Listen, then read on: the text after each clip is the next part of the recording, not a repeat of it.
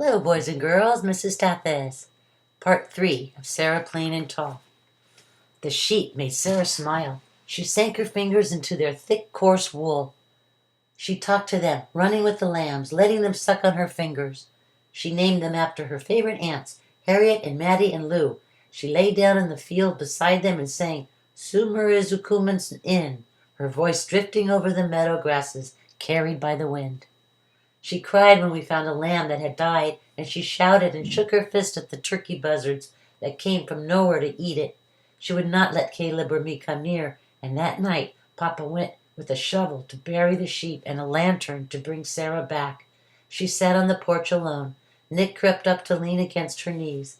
After dinner, Sarah drew pictures to send home to Maine.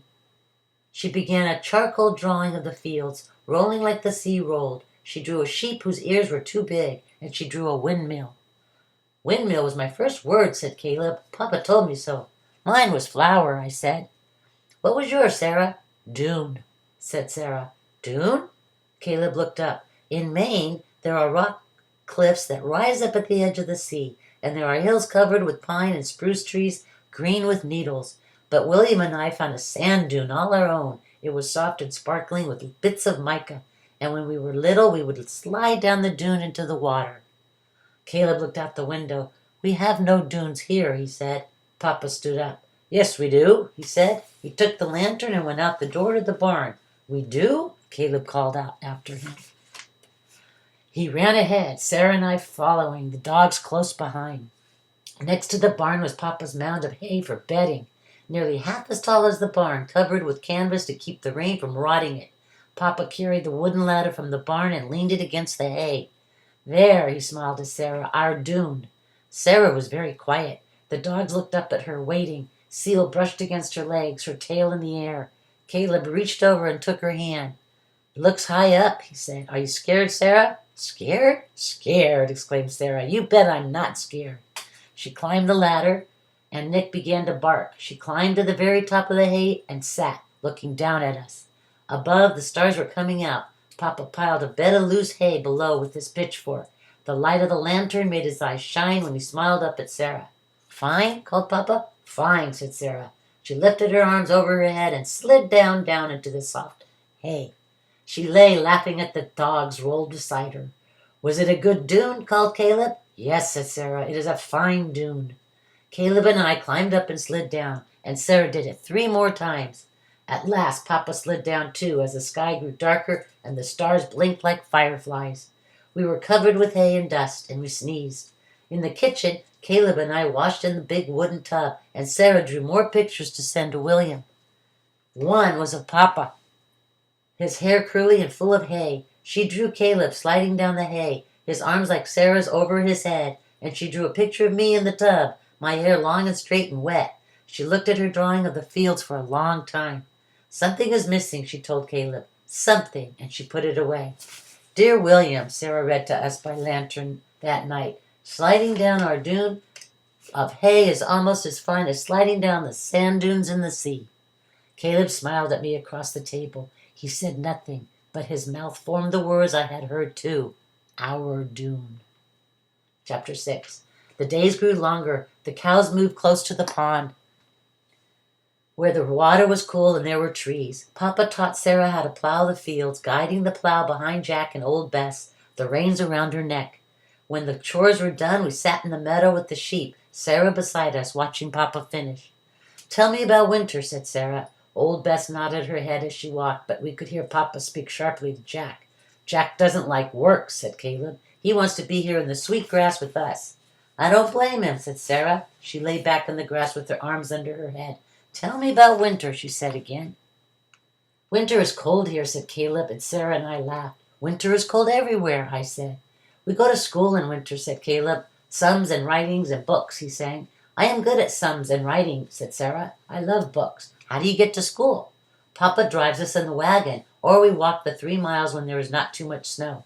Sarah sat up. Do you have lots of snow?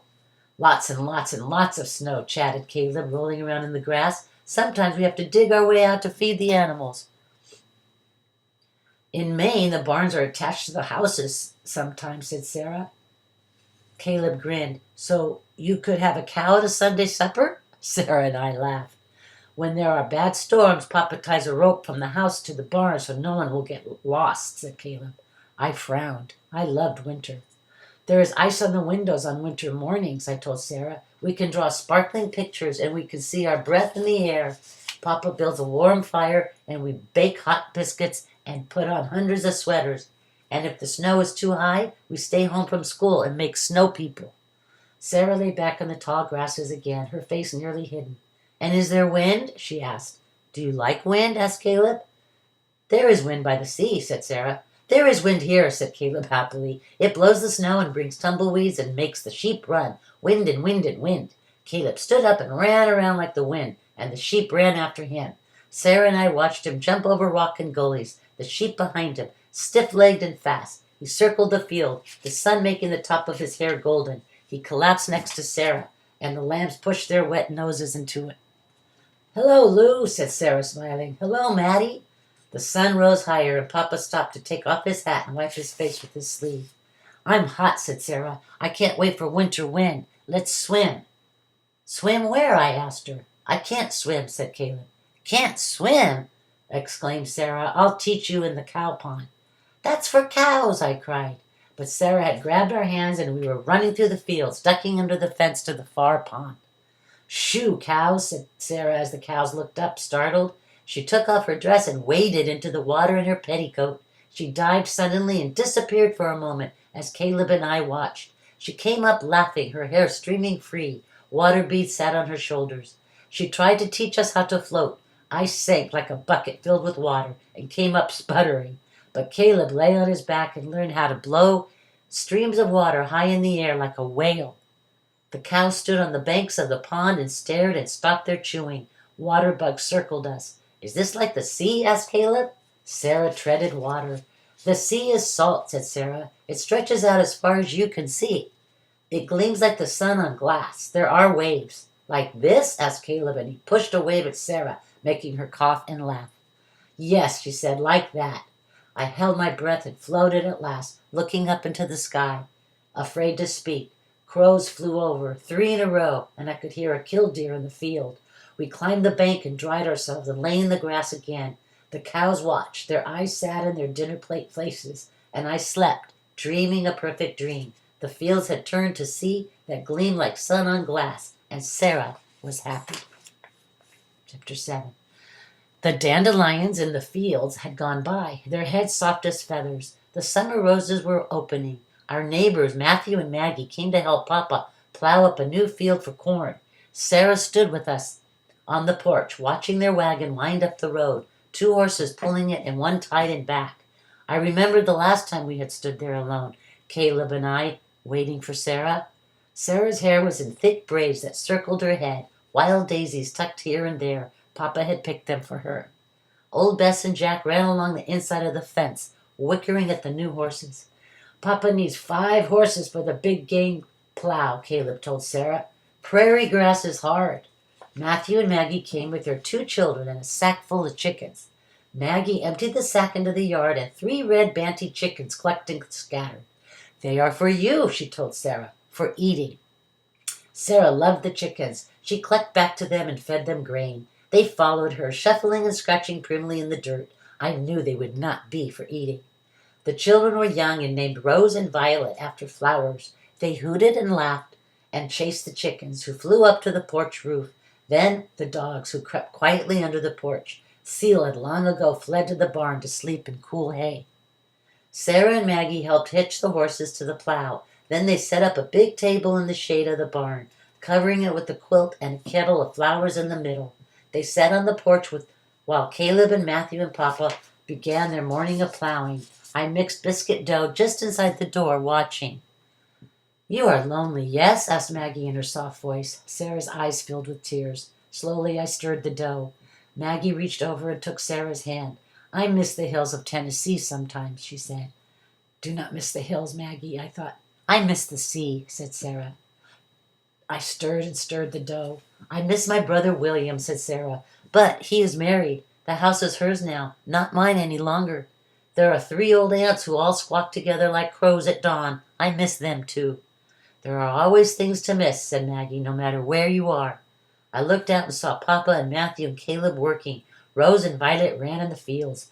I felt something brush my legs and looked down at Nick, wagging his tail. I would miss you, Nick, I whispered. I would. I knelt down and scratched his ears. I miss Mama. I nearly forgot, said Maggie on the porch. I have something more for you. I carried the bowl outside and watched Maggie lift a new wooden box out of the wagon. Plants, she said to Sarah.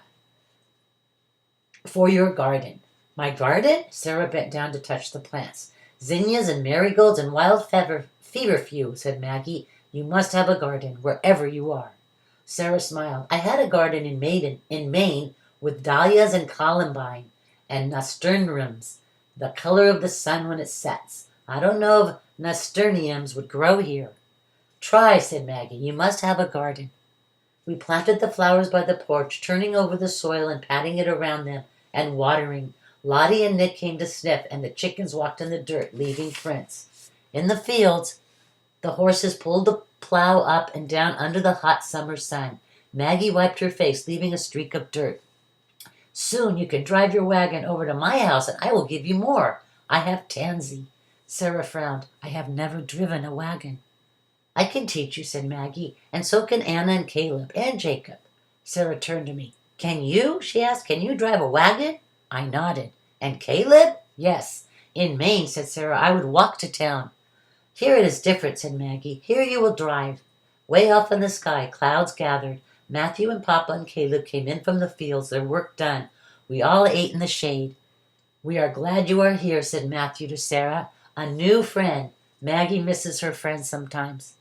Sarah nodded. There's always something to miss, no matter where you are, she said, smiling at Maggie. Rose and Violet fell asleep in the grass, their bellies full of meat and greens and biscuits. And when it was time to go, Papa and Matthew lifted them into the wagon to sleep on blankets.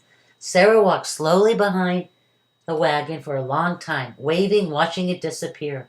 Caleb and I ran to bring her back, the chickens running wildly behind us. What shall we name them? Asked Sarah, laughing as the chickens followed us into the house. I smiled. I was right. The chickens would not be for eating. And then Papa came, just before the rain, bringing Sarah the first roses of summer. I'm going to stop there. Thank you, boys and girls.